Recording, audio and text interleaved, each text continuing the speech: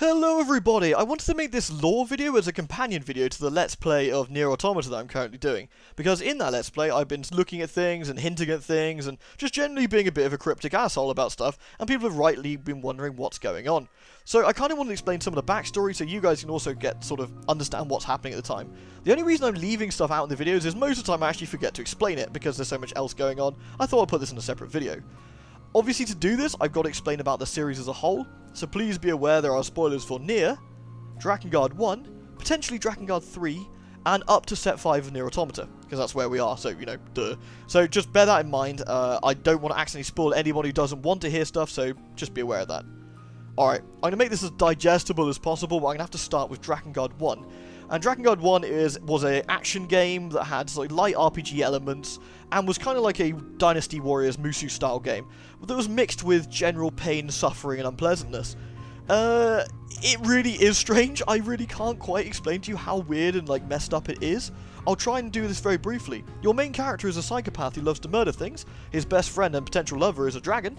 The party involves a cannibal woman who likes to eat children, a dodgy looking priest who's blind, a bold man, a child, and some good old bit of sister incest going on as well, because why not just throw it in there for added weirdness and horribleness. Good stuff? Everyone still with me? No one vomited yet? Good. Right, so in that game, your main character, like I said, is a man named Kaim. He is best friend slash lover slash dependent on a dragon called Angelus, and they have a sort of symbiotic relationship. They make a pact together. This pact gives them both great power, and that great power allows them to murder people way more efficiently. Scorching, burning, stabbing, disemboweling, general looking disappointed at your sistering, you know, a bit of everything really. Now, the game got slightly butchered in its US translation, but generally speaking, it made it mostly whole. The game is something to be experienced. The endings especially are so bizarre that they just need to be seen to be believed. I'll see if I can put some clips in here right now, just so you can get a general gist of the insane apocalyptic imagery you're going to be seeing. Cool. And the soundtrack is also something to be believed. It's offbeat, strange, and upsetting at times. It's just horrible. But that really makes sort of Drakengard as a whole something that should be experienced. But anyway, because we're not experiencing right now, we're talking about this in brief, what I'm going to say is we're going to skip endings A, B, C, and D, and go straight on to ending E. There are 5 endings, each progressively getting weirder as they go along. Technically, one of the canon ones is A, and that leads into Drakengard 2, which isn't anything really much more to do with the series as a whole. But the other canonical ending sort of is ending E, which is the one we're sort of interested in. Now, for ending E, our main heroes use the word lightly here, I might add, Kaim and Angelus have collected every single weapon, and they have taken it to the sort of end area. Now, shit gets weird, and they get I'm going to cover this as briefly as possible. Shit gets very weird, and they get ported into our world, along with a creature called the Queen Grotesquerary, which has a relation to something that happens in Drakengard 3, just so we're all clear, and they get pulled into our world, Tokyo in fact, and a crazy rhythm game goes off, and which eventually you win. Hooray! And the Queen Grotesquerary gets killed and dissolves. That's grand. However, 2 seconds afterwards, the Tokyo Air Force blow the shit out of our heroes, and the weapons and their bits presumably get spread across everywhere, and Angelus's body gets impaled on a Tokyo building. It's a happy series as well, I might need to add. The reason I'm telling you this is because the weapons used in NieR, and subsequently the weapons used in NieR Automata, come from Drakengard 1. They are related. The stories are related. The weapon stories in NieR Automata have stuff that can happen in Drakengard 1. Now, you'll see some of this more when we look at the weapon stories as a whole, because at the moment I'm not looking at any until we unlock all 4 parts for the most part. Every time you upgrade a weapon, more of the story gets sort of told. This happens in all of the games. This happens in Drakengard, where you unlock weapon stories, in NieR, and in NieR Automata. It happens in the same way. Now, anytime a red dragon is mentioned in NieR Automata or NieR, it is referencing Angelus, the red dragon from Drakengard. Anytime a man is referenced along with the dragon, it is referencing Kaim. Now, the Dragoon Lance that I read in the set briefly is referencing both of these people, Angelus and Kaim. I'll quickly go over that again in the NieR Automata section, but just so everyone's aware, when they were talking about that weapon in particular, that weapon story on the Dragoon Lance, it was referencing Drakengard 1. Alright? Now, strap in, it's about to get weirder. So, many things happen in between Drakengard's ending E and the start of NieR. I made a separate video on that in the NieR playlist, called Grimoire NieR, I believe. Some wonderful people on the internet have translated Grimoire NieR and have put that up, which I read out at the time. And I tried to explain the story, what happens in between Drakengard and NieR, the connections between the two, and our characters as a whole. It's really worth a read, or if you fancy listening to me yap about it, it's worth listening to that video as well if you're really interested. I go over it in quite a lot of detail. The video's, I think, over an hour long. There's a lot to go through. So yeah, have a look at that. We're skipping about, I don't know, a few thousand years ahead to where NieR starts. Now, the main character, the so-named NieR, and his friends, Emil, a young boy that we've met, which we met in today's set, or yesterday's set I should say now, a lovely lady called Kaine, a very sweary, attacky lady, who's all, and a book called Grimoire Vice. Essentially are all good friends and have wonderful adventures together, except that everything is miserable and everything goes horribly wrong. I'm not going to completely I'm not going to spoil NieR because, again, it's something that really should be experienced as a whole, but I am going to explain the stuff that is connected so far. Now, there is some stuff that is connected that I can't talk about because it is massive spoilers for NieR Automata, so I hope you excuse me if I remain a little cryptic. But, to sort of connect the two, Emil is obviously the head that we saw in the set 5. We broke open a robot and a head came out and went, "Whoa!" and then it ran off because it thought we were going to kill him. That is a young man called Emil. Now, he's been alive since 2020-odd, 2040-odd, whatever, and is basically a bioweapon. He has been designed to be able to adapt to any situation and kill anything that's necessary. He has gargantuan destructive power. His main body allowed him to destroy entire cities in a blink of an eye. Like, literally to the point where there would be nothing left. The entire area would be completely gone after he was done with it. That is how powerful the young man Emil is. And to get this power, he ended up having to merge with his sister. It gave him that skull-like look, because he was a normal-looking lad before, albeit a lad with a blindfold, because his eyes would petrify people, due to the experiments they made. Now, to clarify, and please bear with me here, Emil is this way because of what's called the demonic element. The demonic element is magic, essentially, from the Drakengard universe that has become usable in our universe. And they use this element to make Emil into a bioweapon. An invincible, immortal bioweapon. He will never die of old age, from what I gather, or can be killed, it seems, at all. He really, truly is indestructible. At least it seems, anyway, as far as I understand it. That is the reason that he is alive almost 10,000 years later in NieR Automata. Is everyone still with me? We all still good? Anyway, he merged with his sister and turned into this skull-like appearance we see now. He did originally have a body. However, in NieR, due to some events, he ended up losing this body. And you actually see him rolling around as a head. It looks like he can control his movement very, very well. So the lack of a body doesn't really seem to bother him too much. Though I imagine not having thumbs and an arm and hands would be pretty inconvenient. Anyway, he was friends with the main character NieR.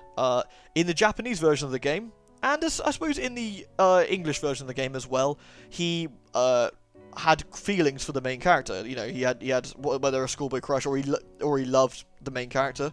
Who knows? Anyway, he felt very, very deeply for the main character NieR. And as such, I believe that, that affected him all this time, and which is why he still even has memories to this day, which he recalls after you help him on this quest. He was also very, very good friends with the lady Kaine, who also felt like a bit of an outcast for various reasons. Again, it's some spoilery stuff, but for various reasons, she felt like a huge outcast her entire life. And so the two bonded very well. A young boy who couldn't ever have anyone look at him because they'd turned to stone, if he looked at them with his proper eyes, and eventually ended up being a skull-like creature, which obviously upset him greatly. But Kaine and NieR accepted him for what he was and who he was, and as such, I believe he treasured them dearly as friends. He really, really cared for them. Like, obviously, he loved them both, which was, it's nice. And this leads into what we saw at the end of Set 5, where he has recreated or has kept safe, I'm not entirely sure, Kaine's house from all those years ago. That shack we saw is one of the main characters, Kaine. That is her home.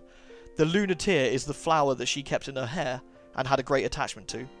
The Lunateer is a flower that her grandma used to sort of give to her. It had a big meaning for her, and so there's some side quest stuff in NieR that involves the Lunateers, and it's almost like a symbolic flower in the series. If anything, it's certainly between NieR and NieR Automata, it's quite a poignant thing. Anyway, hopefully that's explained the shack that we've seen underground, that Emil kept that safe for his friends all those years ago, and that the original Emil, whoever that may be, really, really, looked after that place for a very long time and grew those flowers, which were renowned for being extremely difficult to grow, to the point where they were very, very rare. But the original Emil spent a lot of time cultivating those flowers for his old friends. He obviously misses them dearly. Right, so hopefully that's covered the flower garden and the shack. We've covered who Emil is and sort of his little backstory. We've covered the weapons. We've covered who Angelus and Kaim were. We've covered the pact, which doesn't seem much use, but a couple of references here and there. Some of the other references so far, I can't really do much more. Accord, I believe I linked Accord's clip. There's an android called Accord in Drakengard 3. The same android who is the weaponsmith's supplier in NieR Automata. I spliced a clip in of Accord talking to the main character from Drakengard 3. They have a nice little natter, they get on. Basically, Accord is a time-travelling, dimension-travelling android who records events. She, and multiple versions of herself, usually look after time's flow, or make sure things go the way they should, or if they don't, record what happened, and sort of see why time played out the way they did. And this could have a reasonably big impact on what's happening in NieR Automata. I can't say anything further, I'm sorry for being cryptic, but that's... Accord is an Easter egg that kind of leads into an interesting theory of the game, let's put it that way. Right. I think we've covered most of the stuff. The iron pipe, the weapon I'm using, is the weapon that the man Shadow Lord in the first NieR used. Now, Shadow Lord was the original version of the character called NieR. To explain any more than that is super spoilery and really quite awkward, because there's a lot to explain, but you have to take my word for it, it was his original weapon. And his weapon story involves him and his daughter. Or, if you play the Japanese one, potentially I guess it'd be him and his sister. Because in the Japanese version, NieR was a younger man who was looking after his sister. In the European and American version, he was an older man looking after his daughter. Okay, I think that's the main references I've covered with everything so far. I don't think I've missed too much. If there's anything you want clarified that isn't spoilery, please put it in the comments and I'll try and cover it. For anything else, I made a little nod to the library in the castle in set 5 as well. It looks similar to an area in NieR. It's not the same area, but it's certainly similar. Some of the areas in NieR Automata, are related completely to the very first game. The desert, for example, is related to the desert in NieR. It's bigger because of, I guess, lack of water, basically. The desert has slowly grown over the years. It has been a long time, of course, since. And the robots there are wearing the masks of the people of Facade, which was a city in NieR, where people talked in riddles, and people... Well, not riddles as such. People talked in a certain way due to rules of the city. They had many rules, they kept them in line, and they followed them to the letter. And you can actually find some of these rules later in NieR Automata. Okay, I don't think I've rambled too long. I've tried to make this as brief as possible. I hope I've covered, like, as much of the sort of cryptic-y stuff. The two robots... Oh, sorry, the two androids with the red hair I keep pointing out are two androids that were in the first game as well. That's all I'm saying on the matter for now. But just keep an eye out for that. Okay, I think we've covered everything. As a TLDR at the very end, I mean, you've probably listened to this the entire way through, but please watch the endings for Drakengard 1. It is absolutely mad and insane and hilarious and worth watching. If you get a chance and want to listen to me ramble on about Grimoire NieR and what happens between Drakengard 1 and NieR, please look it's in the playlist for the first NieR Let's Play. Worth a look. And with that, I really hope you're enjoying NieR Automata. It is crazy. There is a lot of stuff happening. It sometimes can be reasonably difficult to follow along. I highly recommend you do, though. It's a lot of fun. There's a lot of very adult themes going through this. And just generally, I really hope you're enjoying it so far. I've been trying to put a lot of effort into the Let's Play. It really is one of my... This series is one of my favourite series ever. The story behind it, the themes behind it, and just generally the music as well, I suppose, behind it. Everything together makes such a brilliant, breathtaking, and thoughtful series that really makes you think a long time after you finish each game. They make you upset, they make you interested, they make you happy in their own ways. Like, I think what happened at the end of set 5 with the flower garden was quite a sad but happy moment. It was sad because his friends are long dead and they had a hard life. They really did. They had a bad time. And what happened is directly related to what happens in NieR Automata. Again, I can't say anything else except for the fact that there was a virus. It is known. That's what one of the main plots of NieR is, and that has thoroughly affected the world. Let's put it that way. Right. I don't think I've been any. I can't explain any more than that. If I've missed anything that people and I've mentioned about cryptic-y stuff, and I haven't explained it here, please feel free to put in the comments, and I will answer you. I will read through the comments for multiple days to try and keep an eye on it. Anything else? You want another video like this? If I keep forgetting in the future, please let me know. But otherwise, I think I've done a reasonably like brief look at this. So hopefully I've covered as much as I can. Right, that was 15 minutes. Sorry, I have rambled probably a little bit more than I needed to. Thank you very much for listening. I hope you enjoyed it. And side quest next, in fact, in the next NieR video. So I hope you enjoy that. And until next time, bye now.